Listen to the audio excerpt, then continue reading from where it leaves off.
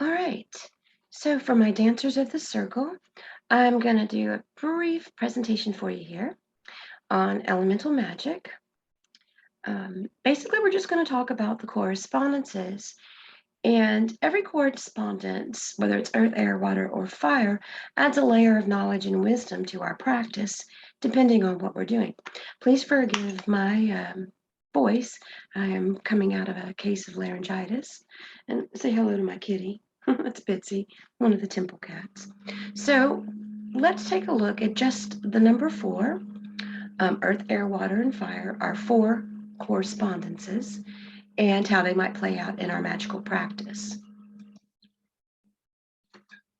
So, as most of you are probably familiar with, pentagram ritual is prevalent in Wiccan ritual and ceremonial magic, in pagan traditions. So the pentagram, or the pinnacle, has 5 points, with 4 of those representing the 4 elemental natures, and then the 5th one representing spirit or ether is the more traditional term. Now, in a dualist system, and when I say dualist, I'm really referring to Gnostic dualism, where spirit is good and matter is evil. The reverse pentagram is also seen that way, as negative, as dark, as evil. But in a holistic system that we practice here in the Temple of Mott, it is viewed as a healthy polarity, devoid of that filter of good and evil.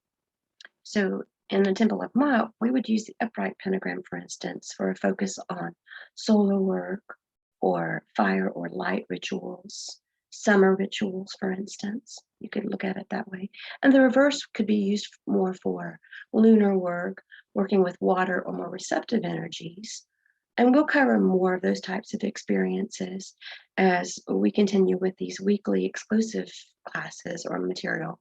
And we'll explore the polarity a little bit deeper. But for now, the idea is we're taking away that good and evil filter over a lot of these concepts and getting down to the neutral concepts that we can actually work with in a more universal and holistic way. So, my last piece of advice on any kind of pentagram ritual and how you use it, the type of movements you make in your sacred space, always use your intuition and always use what resonates with you. So let's start with kind of our key for the rest of the slides that are in this presentation. The 4 directions, as we understand them, are obviously east and west and north and south. We're looking at all this material from the Eastern orientation, and unlike the map where the orientation is north. I'm using the east as that is more traditional in ceremonial magic. In ceremonial magic, the ritual of the pentagram will begin in the east, whereas in a lot of Wiccan and Nordic and witch practices, it's actually oriented towards the north. But for the purposes of just exploring the different correspondences for these 4 elementals, we're going to use an Eastern orientation. So traditionally in the Western mystery tradition, air is in the east, fire is in the south, water is in the west, and earth is in the north. And I keep a little key in the top right corner there to remind us of the 4 directions as we look at these correspondences. Air is associated with the mind, with the intellect, with equilibrium, with synthesis. Fire is associated with solar energies, with our soul, with our will, with our energy, with our spiritual instincts. Water is associated with our emotions, our heart, our relationships, intimate and friendship. And then earth is associated with the body, with our mundane experience, with our home, with our health, with our wealth. And these vary from tradition to tradition, but stay pretty solid along these lines. So anytime you're at a particular quarter doing a particular type of work, these energies are already present by this layer of correspondences that has developed in our Akashic records for well over 2 centuries as far as the Hermetic orders go. So let's move on. So the 4 seasons also are represented in this correspondence of 4. Spring is in the east, summer is in the south, autumn is in the west, and winter is in the north. And so as we move through the seasonal cycles, The energies in spring are also going to be those energies that are related to the element of air. Just like autumn is going to be associated with the element of water. And the same goes for the 4 times of day. Sunrise is viewed as east, obviously because the sun rises in the east. Obviously, sunset in the west. The south is associated with the midday or at noon. And of course, the north is associated with midnight. And again, another layer of energies. So every time you're doing a ritual of the pentacle, whether that's an LBRP, an LIRP, or some other version, when you are facing a quarter, all these energies are present and part of the greater construct of the magical system that most of us employ in our daily practice. And the tarot, obviously, is a great tool for magic, and it as well has the 4 suits. Again, part of the energies of the quarters. The swords are associated with air, the wands are associated with fire, the cups are associated with water, and the pentacles are associated with earth. And again, all those properties that we indicated, for instance, earth being about the home and the body. The pentacles are about the home and the body and our ancestry and energies like that. So you can pretty much guarantee when you're reading the interpretations from a tarot deck for the 4 suits, all these other filters are a part of that energy. Pentacles, that means the north and winter and the dark, midnight. And finally, the court cards of the tarot. The prince is associated with the east, the king with the south, the queen with the west, and the page with the north. Now again, this often will depend on your tradition. There are tarot traditions where the prince, for instance, is in the air, or is in the fire position. There are traditions I know of where the page is in the air. So it will depend on what tradition you are studying. And I say pick one and stick with it. This is the most common, with the prince in the east, the king in the south, the queen in the west, and the page in the north, and all the elemental correspondences that inform those energies.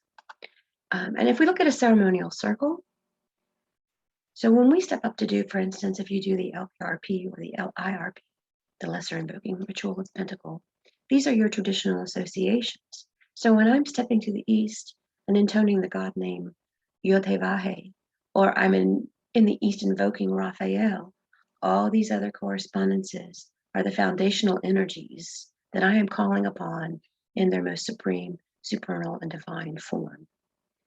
And we'll go through these. East is Yotevahe and Raphael. In the south, Adonai is invoked, and the Archangel Michael, or Michael, is associated. In the west, Ehe Yehe, the great name, the great I am, and the Archangel Gabriel. And in the north, Agala, which is called Notirikon for Ato Gibor Leolam, Adonai, sometimes Amen. And the archangel associated with that is Oriel. So Raphael is an archangel of air. Michael is an archangel of fire. Gabriel is an archangel of water. And Oriel is an archangel of earth. And again, your system may vary, but this is the most common in the Western mystery tradition. And in the Temple of Ma'at, the 4 nature being translated as sacred principle, and most oftenly called God in ancient Egypt, even though they didn't have that concept or that word, I use Atum Kefera in the east, in the Temple of Ma'at. It is not uncommon for a God name formula to be present in the east. In traditional Hebrew, we have Yod-Heh-Vah-Heh. In Greek, we might use the God name E-A-O. These are all magical formulas that have great importance. And I encourage you to study those dependent on your tradition. In the Temple of Ma'at, we use Atum Kefera in the east.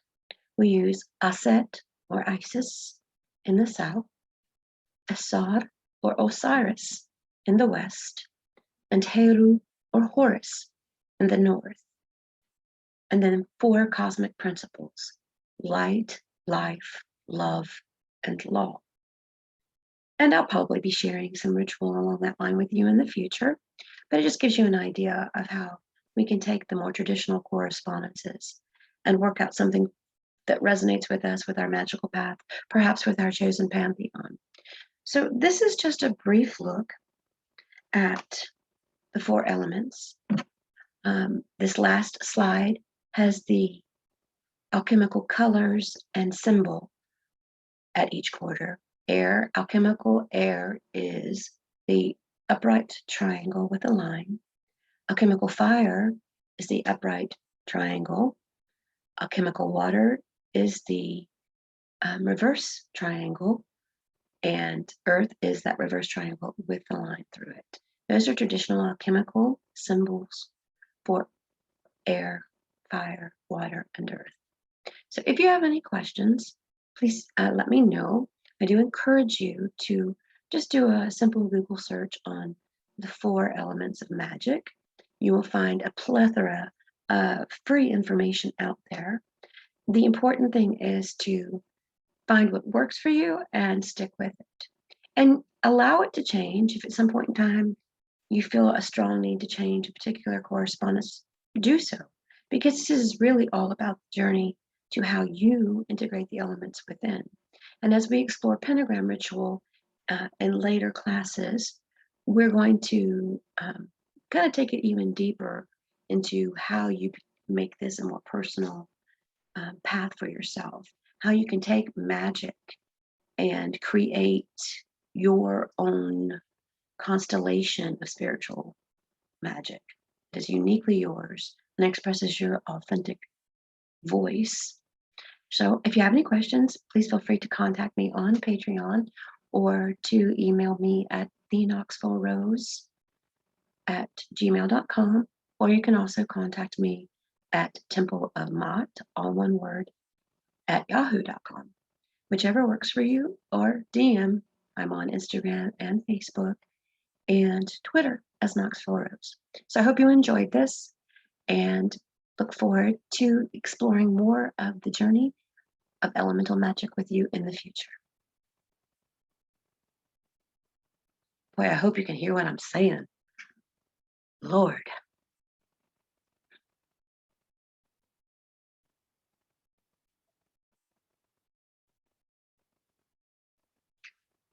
All right.